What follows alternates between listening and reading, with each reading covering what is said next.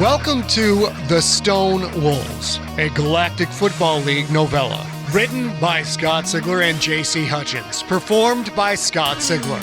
The Stone Wolves is also available as a Kindle ebook from Amazon.com or as a full-length audiobook from Audible.com. To find links for those items, go to scottsigler.com/thestonewolves, one word.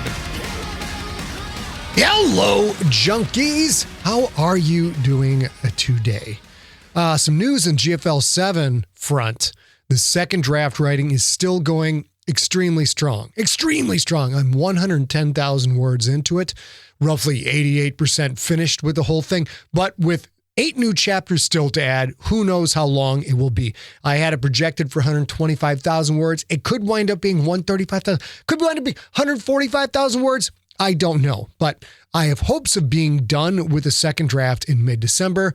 Can't say for sure. The thing's got to be right. When I get it done, move it on to Big John Viscar, continuity editor, and then we will gradually move into the final draft, and someday you will have it. The Mount Fitzroy paperback is out. It is a massive, massive tome. 890 pages from cover to cover. You could do like curls with this beast and blast some guns. Like, get those gains, brother. Get those gains. You can get it from your local bookstore. Ask them to order it for you, and they will. Or go to scottsigler.com/Mount Fitzroy and click the links to order Mount Fitzroy from Amazon.com or autographed copies from Mysterious Galaxy Books in San Diego. I will go straight down to the store. I will use my own gosh darn pen. And I tell you now, you hear me now, I will sign that son of a bitch. I will sign my name on that son of a bitch, and then they will mail it right to you. We've got new t-shirts up at scottsigler.com/shop, including the orange Run the Plays That I Call shirt and 3 new shirts for my metal band Superweapon. You can be the first kid on your block to own those. We've got select hardcovers on sale for $15 each at scottsigler.com/shop. Snag Ancestor or Nocturnal in hardcover at $15 each for your own shelf, or signed copies for your pals as a great Christmas present. Let me get you caught up on the story, and then we're all going to go make a Radcast.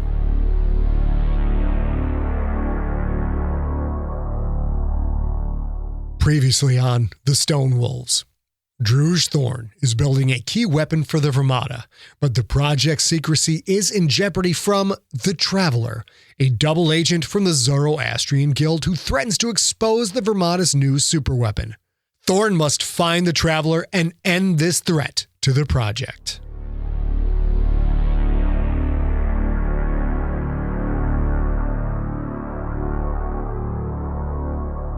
Chapter 9. The Traveler. Aya had promised. She knew that. But some promises were meant to be broken. Our crime lords tied up in the galaxy's healthcare kickback conspiracy? This week, my freaks, that's what I want you to find out. This is Rara Avis, Queen of the Dark Ways, coming at you from the hidden depths of the void.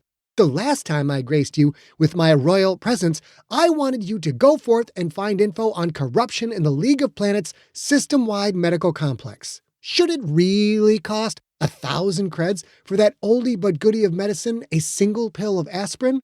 We know the answer, and that answer is shuck no. But to speak truth to power, we need to shine a light on the bacteria brains posing as government officials, the slug souls perpetrating as insurance company CEOs, and yes, the slime scum at Big Pharma who make all these profit puppets dance.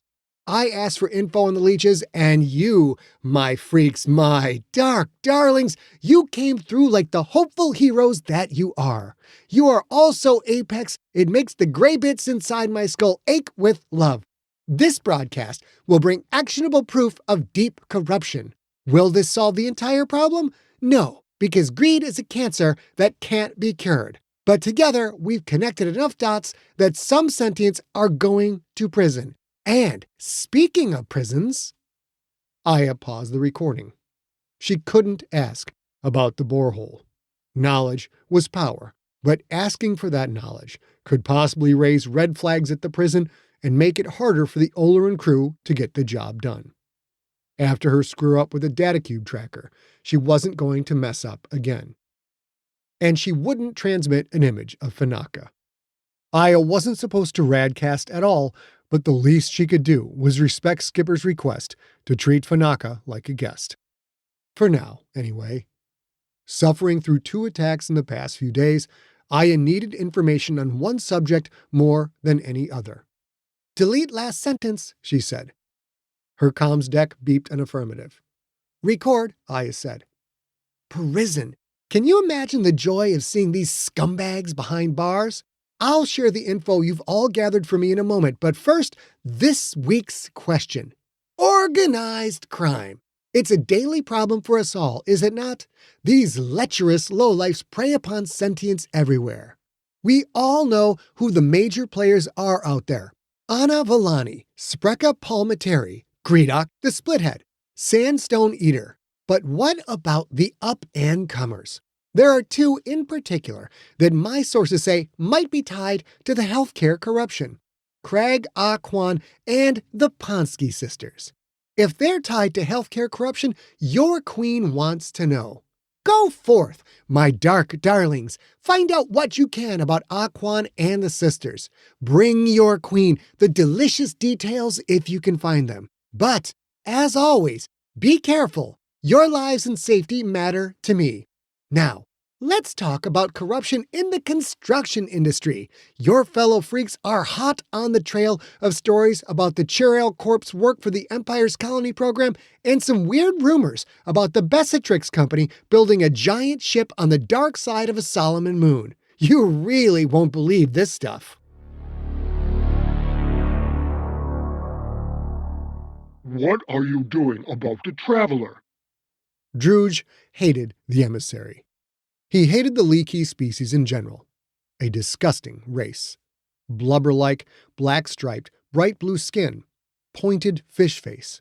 Voices that sounded like an underwater fart. The emissary's small yellow eyes looked at Druj Thorne much in the way an exterminator looks at a pest.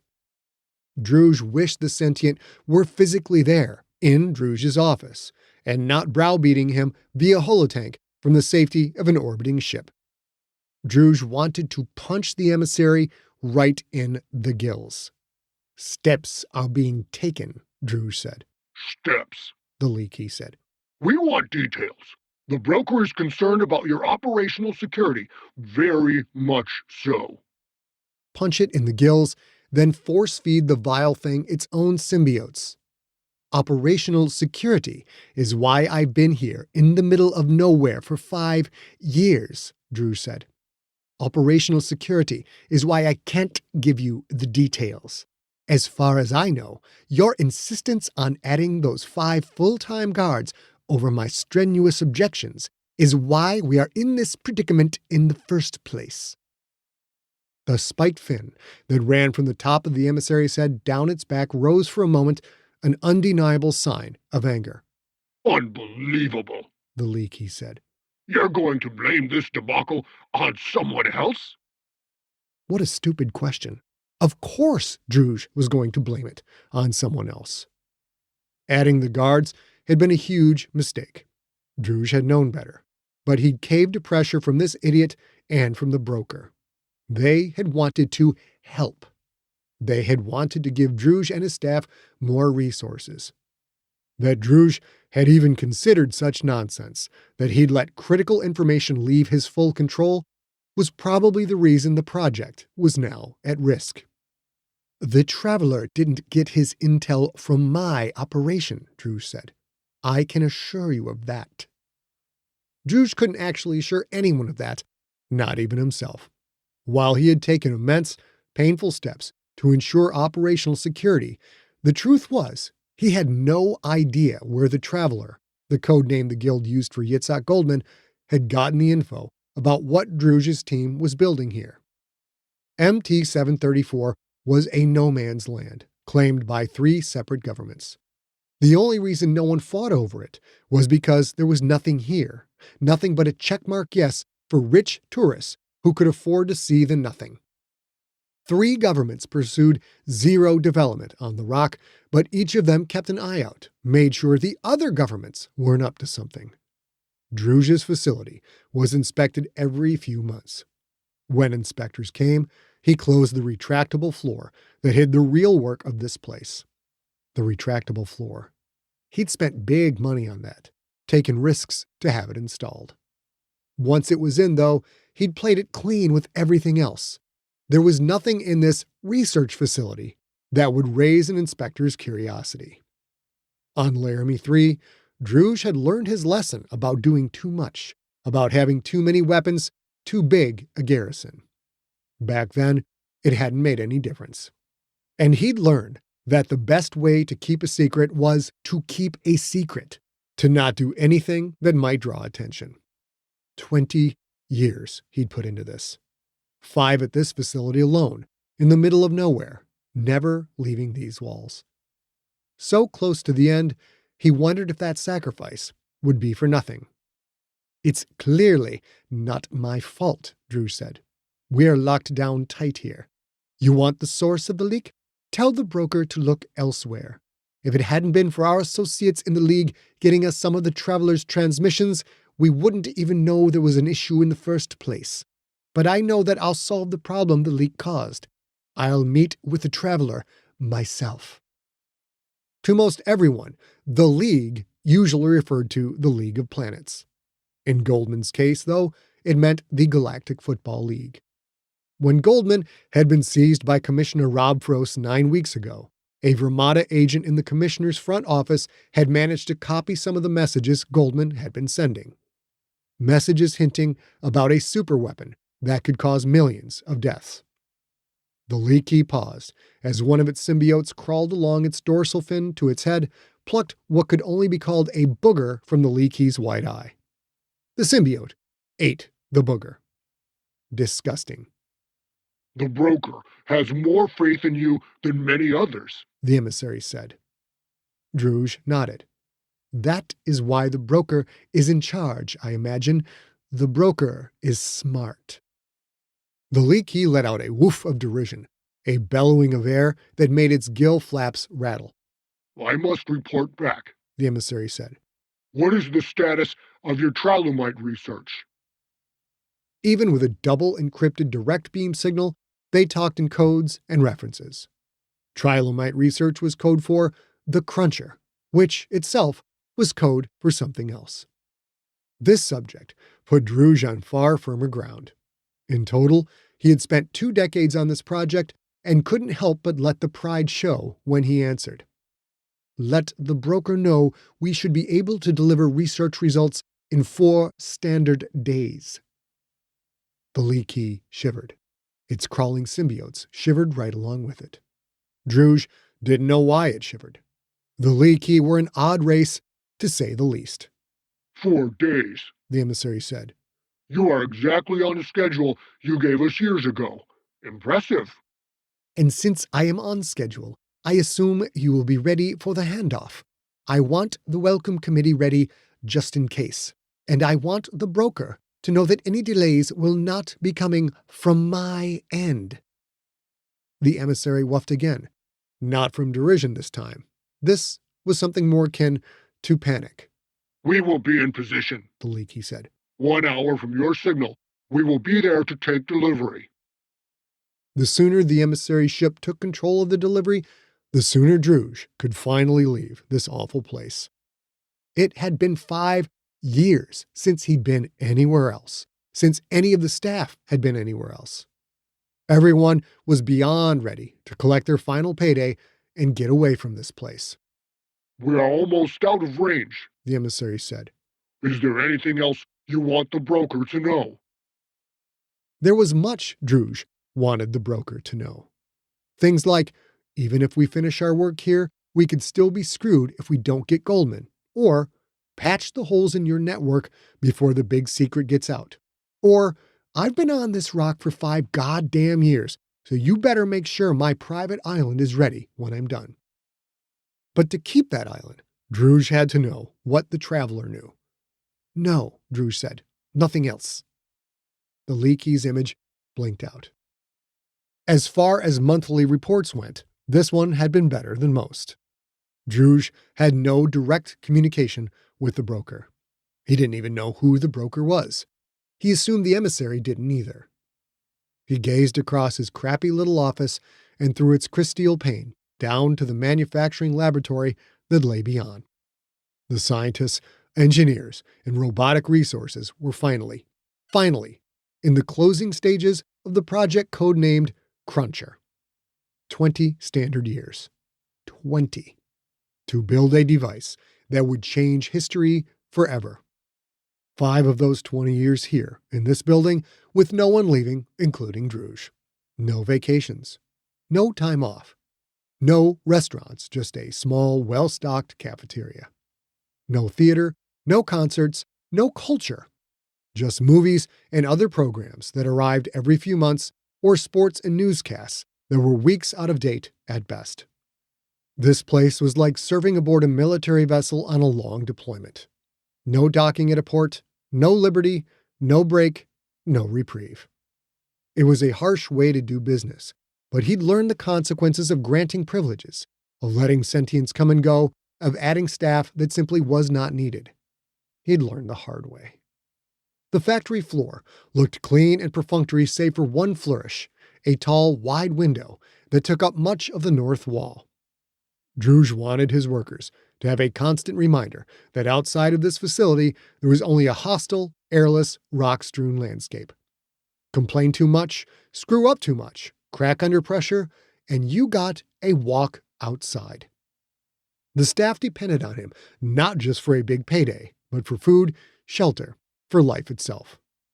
They were terrified of him, which was how it had to be. Loyalty, the unflinching, unvarying, self-preserving kind, was built that way. Most assembly of the Cruncher's unassuming enclosures was handled by massive robotic arms that swerved, clamped, and fused, assembling disparate pieces, a kind of ebb and flow grace that reminded Druj of ballet.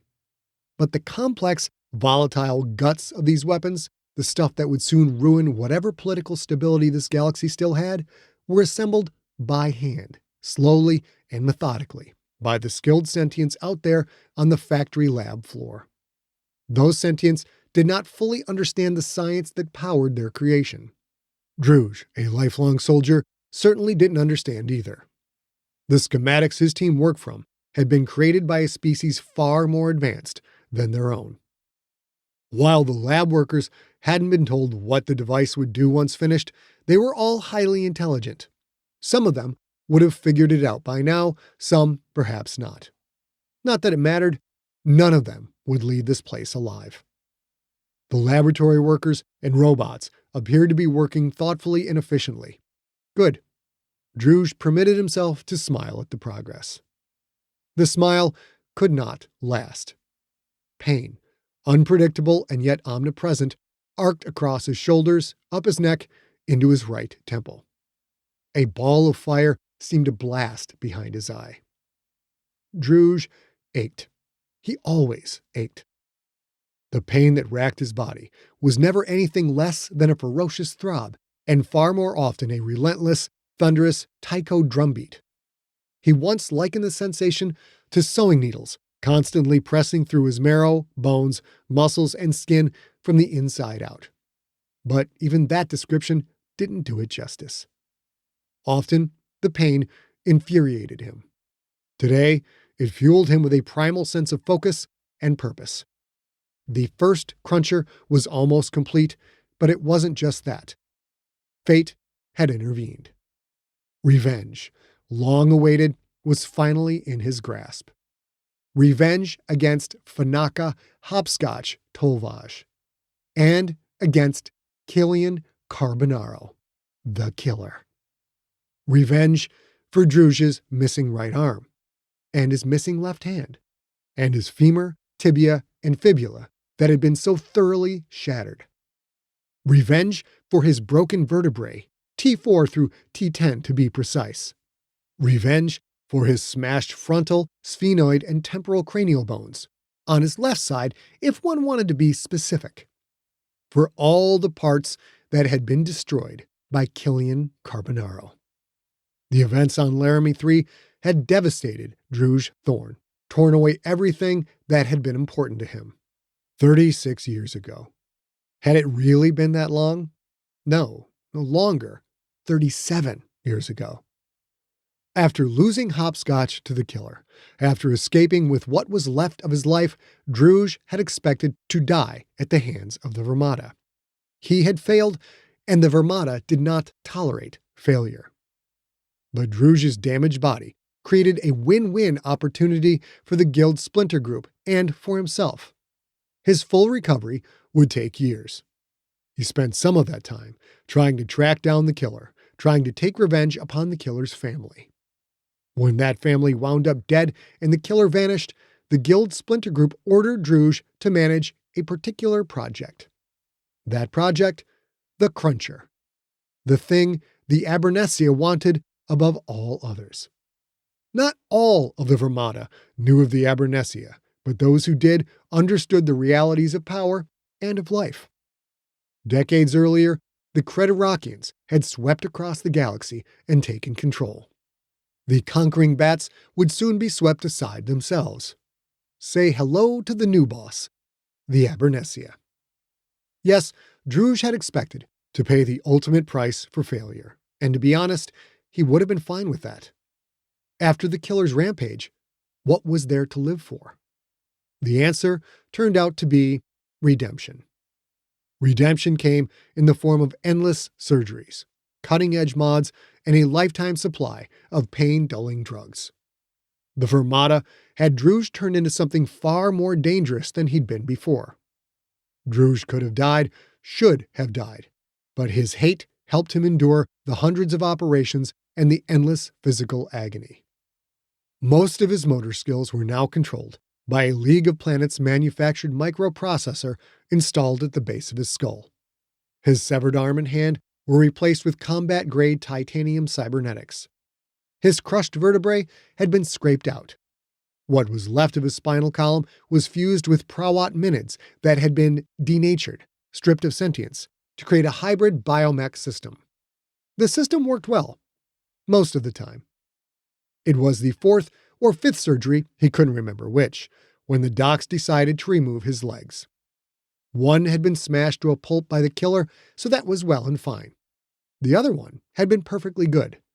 They cut it off anyway, so they could install a matched set of cybernetic limbs. His extensive cranial damage, which typically would have killed a human, was now mitigated by an array of subdermal plates and neural stimulators, some of which emerged from his scarred, hairless scalp like small, needle-like antennae.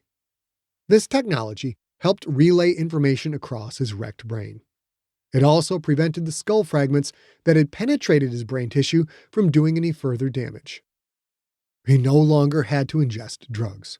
An embedded body doc tracked the values of various compounds in his blood, made sure his steady stream of painkillers was always at the proper level.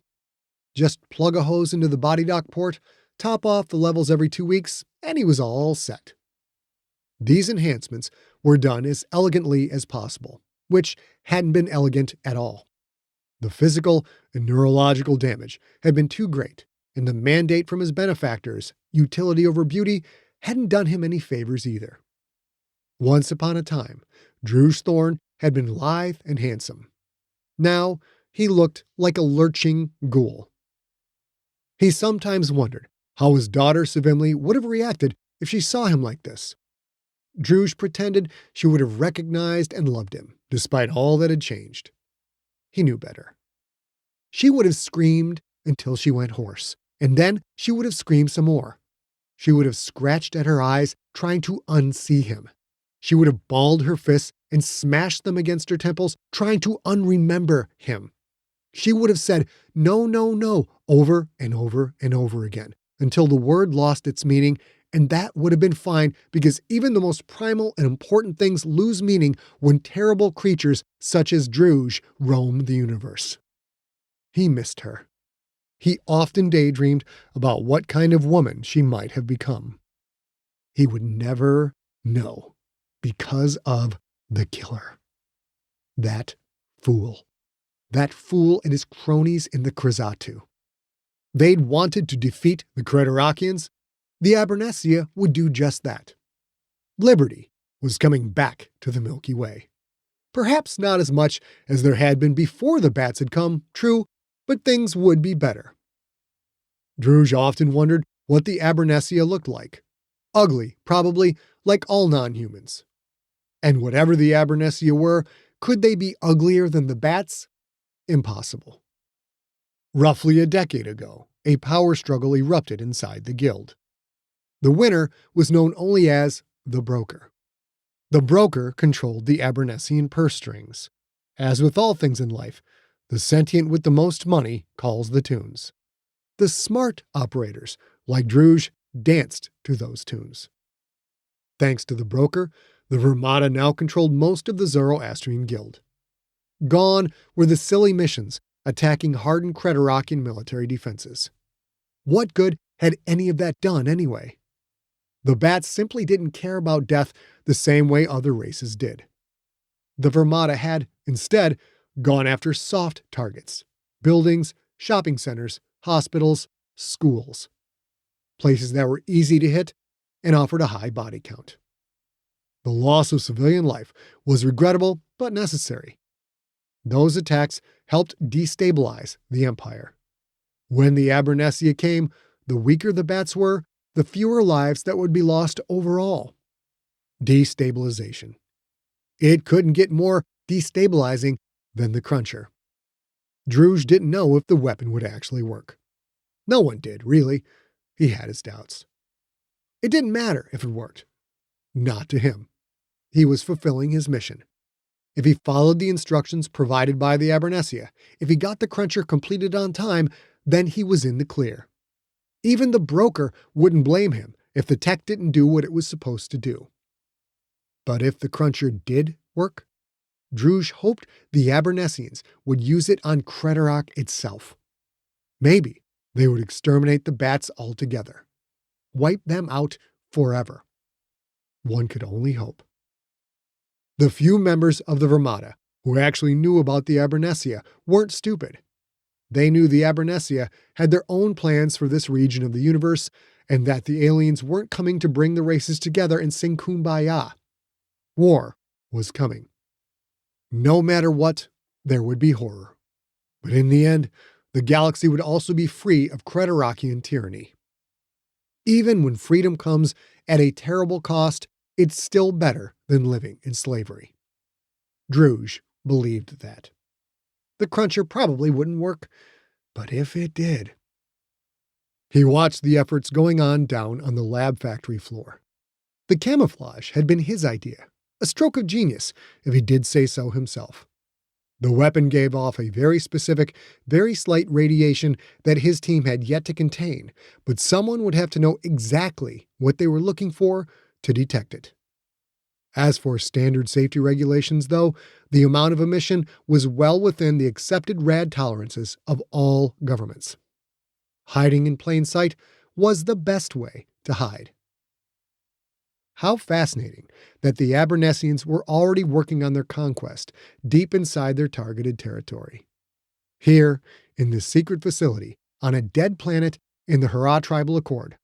Or was it in the Planetary Union or in the League of Planets? Ownership depended on how one read a map. Those three governments certainly weren't going to fight over a lifeless rock. The planet didn't even have a real name. On the charts, it was called MT-734. No atmosphere, which made it undesirable to the Hurrah. Almost no natural resources, which made it undesirable to everyone else. MT-734 had just enough mass and gravitational pull to serve as a punch anchor for some, but not all, planets in nearby space. That might have made MT-734 a worthwhile stopping point, like Gateway, if it weren't for the fact that the only places reachable via punch were Lara and the Newton Webb Colony, which were only a day apart from each other to begin with and already enjoyed a flourishing trade route, and Riekeberg. But who the hell traveled there? As such, no one wanted to invest the resources to develop MT-734 or the 7 other punchable dead rocks in the region. It simply wasn't worth the effort. The Union and the Accord had made treaties that the MT Planet Group would not be developed. The Union parked a small task force at MT-734's logical punch-out location near Newton, the Hurrah did the same near Laura, and that was that. The Virmada's secret base was small, buried in one of MT-734's mountain ranges. All emissions were routed deep into the ground. The base was a speck of nothing on a dead rock that no one cared about. Well, not no one, not anymore. That bastard Goldman cared.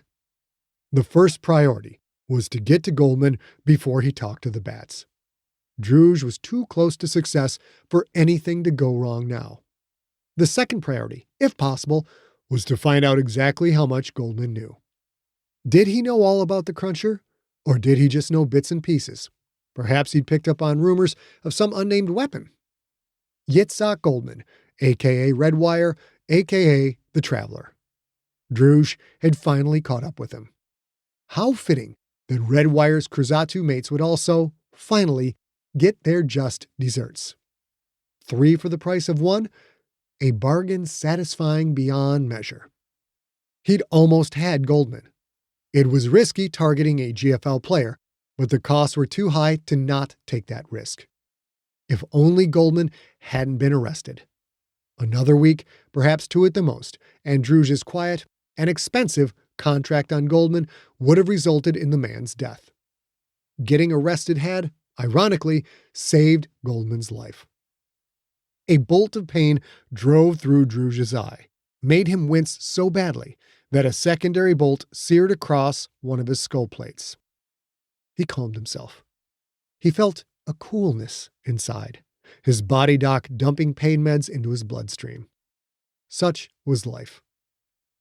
Druj again looked out and down to the lab workers and robots assembling the Cruncher.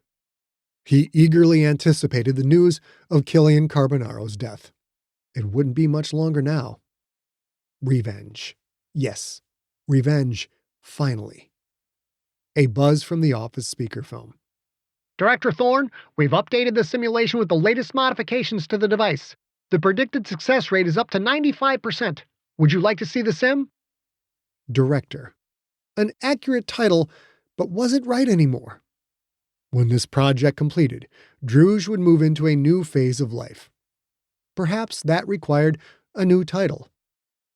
He sat down in a chair directly in front of the office's holotank. Yes, he said. Let me see.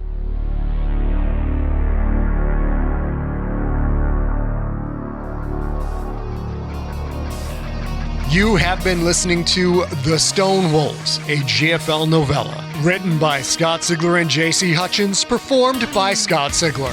Follow Scott on Twitter and at Instagram, where he is at Scott Sigler, and on Facebook at facebook.com/Scott Sigler. The Stone Wolves was directed by A. Sigler, engineered by Steve Riekeberg. Copyright 2021 Empty Set Entertainment. Theme music is the song Battle Cry by the band Superweapon.